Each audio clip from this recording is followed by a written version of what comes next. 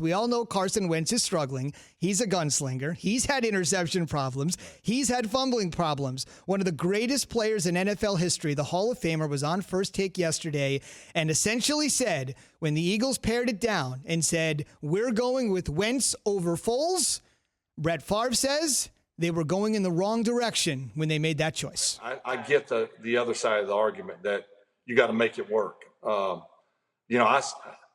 I actually thought that they should have kept Nick Foles rather than Carson Wentz, just based off of production and where they got to. They won a Super Bowl with Foles, and that was a little bit surprising. But they're obviously banking on his upside.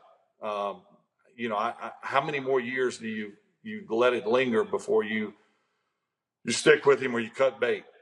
That's a question they only can answer. But I know Doug. Of course, we were together for a long time. He's a very simple coach. He's going to put you in the best possible opportunity to succeed. He's not going to complicate things. So I know it's not Doug. So I'm going to write it off as too many injuries right now. They made the wrong call. The guy that won their one and only Super Bowl in franchise history is the guy they should have kept. Did Brett Favre? Because I got to call him Brett Favre when he starts. What are you, Paul Tagliabue? What are you doing with this? This is the NFL draft? Did he have copper fit over his head or something like that? Like, what the hell is going on with Brett Favre, man? Hey, listen, I hate when my legends, my icons just, oh, my God. That's the worst take I ever heard. Like, when has Nick Foles ever been an MVP candidate? Never. He went down to the Rams. He went to the Rams with Jeff Fisher. They cut him as soon as they could. He lost his job to Minshew Mania, a man that wears cutoff jeans and moose knuckle. Like, what the hell are we talking about? Are you kidding me? Like, every time he's had an opportunity to step up and be the guy, he's shown us that he's not the guy, right? Like, he's done it, I said before, like when we were laughing about, like, he's like red wine. He's great in moderation. You know what I'm saying? Like, he's a guy that you just want to have bits and splashes of. What is he doing in Chicago? Nothing. Like, you have to understand. What's going on in Philadelphia now is that now the credit card bill is due, Jay Will, right? They've been overspending. Next year, they're reportedly $64 million over the cap. They got a team that has gotten old. They had their window came, they won the Super Bowl, it closed. Now they got to tear it all down. Just like they had to do in Seattle when they had to get rid of the Legion of Boom and go through Russell Wilson. They have to do a restart. It's not Wentz. Do you see he's under duress every single play? He's running for his life. He has the worst offensive line, which used to be a strength. Jason Peters is great. He's a Hall of Famer. He's over the hill. He's a guy that they brought in to play guard, and he said, you know what, I need some more cheese on my taco if you want me to slide out and play this left tackle, bro. And then he's not playing left tackle for a reason.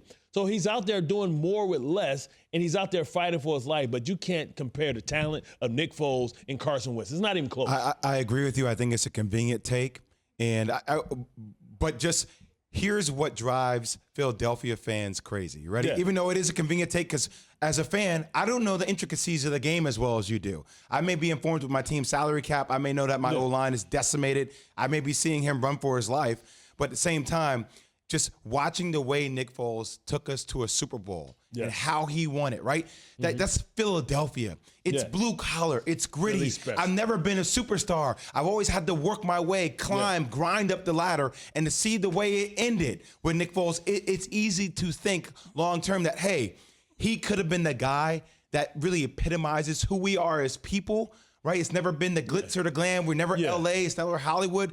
But when you dig deep, it's actually not that easy. It's not that convenient. Okay, now he is Brad Johnson. He's Trent Dilfer.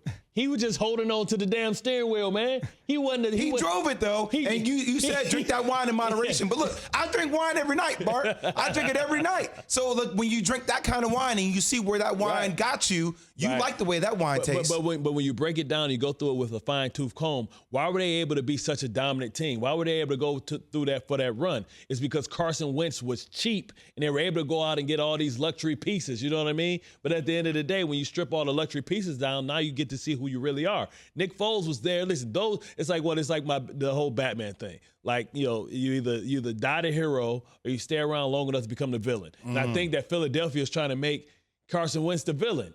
But Nick Foles died the hero, so he got out of town. And then when it all falls apart, and Bill Belichick's up there, he might die the villain as well. Tom Brady got the hell out of town. He gets to leave and die the hero. It's a great analogy. If you can go back, would you pay Carson Wentz some money again? Yes, you have to.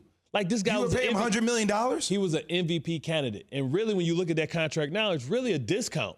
Because look at what Dak Prescott's going to get just next year. Well, that could be different, though, once we get back into what the cap can change due to fluctuation with fans not being in stands and things like that. Well, but at the end of the day, like Dak Prescott, somebody's going to get paid $40 million. Lamar Jackson's going to get paid $40 million. Carson Wentz is not nearly, I don't know what his cap number is, but he's got to be in the 30s. That's a discount, right? That's a $10 million a year difference. And you got him young. He's still young. He should be able to play for another 15 years. And I know he's always hurt. I know he plays reckless at times, but he's going to be around for your rebuild. So you have to say, you know what? Is he, though? Is he going to be around? I'm starting to question that. Okay, if not all the injuries that he's had. Yeah, if not the Carson conversation, Wentz, Bart. I'm sorry. Go ahead. No, if not Carson Wentz, then who? That's fair. I mean, but you have to go on the market.